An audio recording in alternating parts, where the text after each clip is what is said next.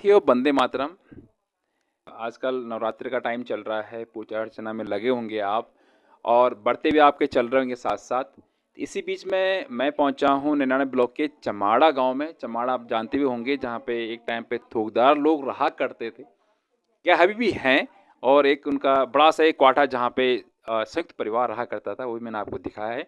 आज मैं आपको सामने जो फोटोज आप चल रही होंगी, देख रहे होंगे, ये मंदिर के प्रोग्राम है। भव्य प्रोग्राम था आज मंदिर में उनका, जो चमाड़ा में एक मंदिर है वहाँ पे आज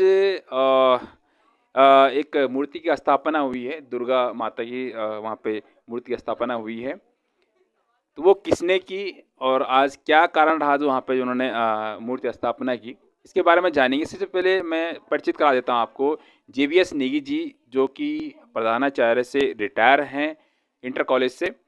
उनसे बात करेंगे। और पहले भी एक समाज सेवी भी है, लगातार क्षेत्र में बने रहते हैं, आजकल थोड़ा व्यस्त रहते हैं, वो भी मैं जानेंगे हम भी इस आपके इस बातचीत में। सबसे पहले स्वागत है सर आपका मेरे इस संजीव नेगी पहाड़ी पेज पे। धन्यवाद। अ, सर शुरुआत करेंगे, ये जो आपका प्रोग्राम है, कैसा कैसा प्रोग्राम आपका रहा, और जो ये मैं देख रहा हूँ भव्य जो प्रोग्राम आपका चल रहा है, और साथ साथ आज विशाल भंडारा भी था, और सभी लोग आपने, इस क्षेत्र के सभी लोग आपने आमंत्रित भी किया था। कैसे, क्या, कब, क्या, जरा इसके बारे में थोड़ा सा बताइएगा हमारे क्षेत्र के सभी जो दर्शक इस समय देख रहे हैं।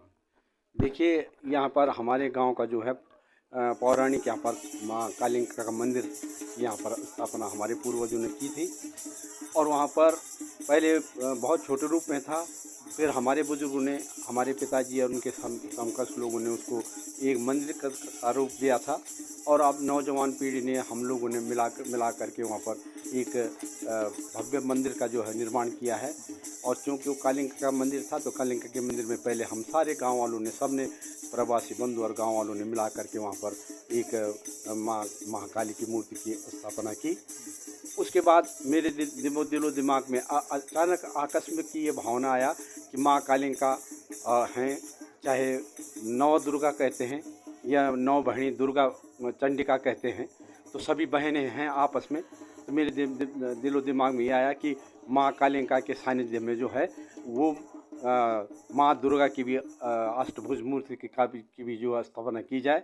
और आगे ये भी उम्मीद करता हूँ मैं, आगे भविष्य की पीढ़ी से, कि उस मंदिर में हमारे विष्णु, लक्ष्मी जी की, शिव जी की, पार्वती जी की, गणेश जी की मूर्तियाँ छोटे छोटे रूप में वहाँ पर हमारे आगे आने वाले पीढ़ी स्थापित करते जाएं।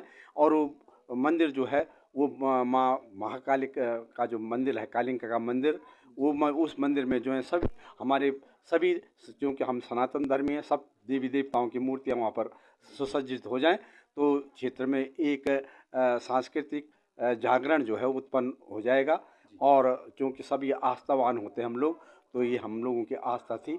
और उसी आस्था के मतलब ये आया, और उसी उपलक्ष्य में मैंने जो है अपने परिवार वालों से, अपने गांव वालों के सहयोग से, अपने प्रवासी बंधुओं के सहयोग से और सबके उससे जो है आज यहाँ पर मूर्ति की स्थापना की, माँ कालिका के सानिध्य में माँ दुर्गा की मूर्ति की स्थापना की। और उसी उपलक्ष्य में जो है वो भंडारे का भी आयोजन किया गया। और ये माँ महाकाली से, माँ दुर्गे से और सभी देवी देवताओं से, 33 करोड़ देवताओं से ये कि सब लोग जो हैं सुखी रहें, संपन्न रहें, आनंद रहें, और सब पर जो है उनकी कृपा जो है वो सदा बने रहे, क्षेत्र में, मुल्क में, देश में, सारे उसमें जो है उसकी उनकी कृपा बनी रहे, सब जी सुख जी। समृद्ध रहे। अच्छा नेगी जी, जैसे कि आपने कहा कि आप बहुत बढ़िया, वो भी चल रहा है यहाँ पे, दिन भी चल रहे हैं, नवरात्रे चल रहे हैं, और माता की आपने यहाँ पे स्थापना की। साथ साथ जैसे कि आप लगातार समाज, पहले भी मैंने देखा आपको कि आप लगातार क्षेत्र में बने रहते थे, लेकिन कुछ कारणों से क्या क्या समस्याएं जो अभी आप, क्योंकि क्षेत्र में कम दिखते हो, जिस प्रकार से आप समाज सेवी किस्म से लगे रहते थे क्षेत्र में। को पता है कि मेरा सारा जीवन जो है वो सबसे पहले मैंने अध्यापन कार्य शुरू किया था। हम्म, नेंडाडा इंटर कॉलेज से 2 साल में वहाँ पर अध्यापन कार्य किया। हम्म, उसके बाद मैं हल्दूखाल, जो आजकल गवर्नमेंट राजकीय इंटरमीडिएट कॉलेज है, 10 साल मैंने वहाँ पर सेवा की। फिर मेरा तीसरा विद्यालय जो है वो ईडिया कोट पट्टी में चैनपुर जो है, जिसकी जिसकी एक प्रकार से मैं अपने मुँह से तो नहीं कहना चाहता, लेकिन मैंने उसको शुरू किया था, पहले कागजों में शुरू किया। और अंत तक मैंने वहाँ पर लगभग 30 साल वहाँ पर सेवाएँ की, और उसको इंटरमीडिएट तक स्थापित किया। उसके बाद मेरा जो है वो सेवानिवृत्ति हो गई तो शिक्षा के क्षेत्र में किया।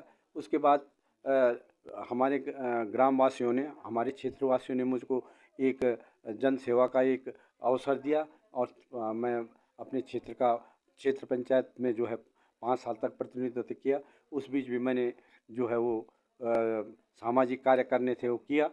और मुझे, जैसा मैंने कहा, मुझे नहीं कहना चाहिए था, लेकिन मैंने हमारे पूर्वजों ने यहाँ पर प्राइमरी स्कूल की स्थापना की थी और उसी को हमने आगे पहले क्रमोत्तर किया, फिर उसको अपने एफर्ट से जो है वो उसको जूनियर हाई स्कूल बनाया।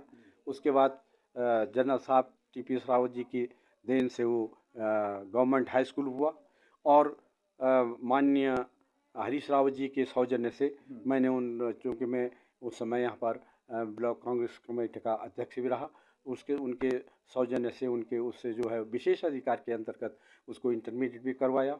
यहाँ पर हमारे क्षेत्र जो पिछड़ा क्षेत्र था, यहाँ पर स्वास्थ्य सुविधाओं का अभाव था, तो यहाँ पर हमने एएनएम सेंटर भी स्थापित किया।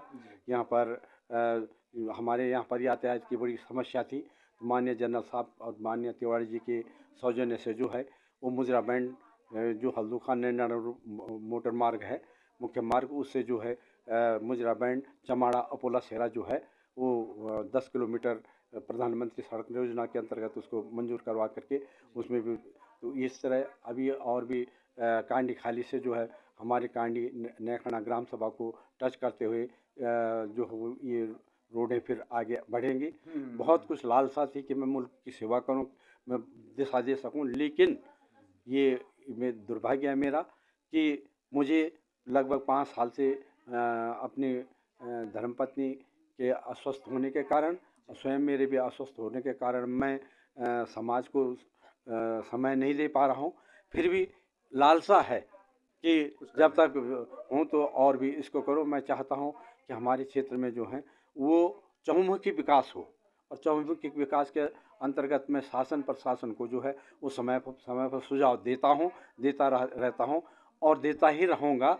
और आप जैसे पत्रकारों के सौजन्य से जो है ये बात जो है शासन प्रशासन तक पहुँचती है और इसके लिए आप लोग भी बधाई के पात्र हैं। और मैं सब लोगों को के लिए शुभकामना करते हुए मैं अपनी वाणी को विराम देता हूँ। धन्यवाद नेगी जी आपका। और मैं भी भगवान से ही प्रार्थना करूंगा कि आपकी धर्मपत्नी ठीक हो जल्द और आप फिर क्षेत्र में आप इसी तरह से सुचारू रूप से काम करेंगे, ये मैं उम्मीद करता हूं।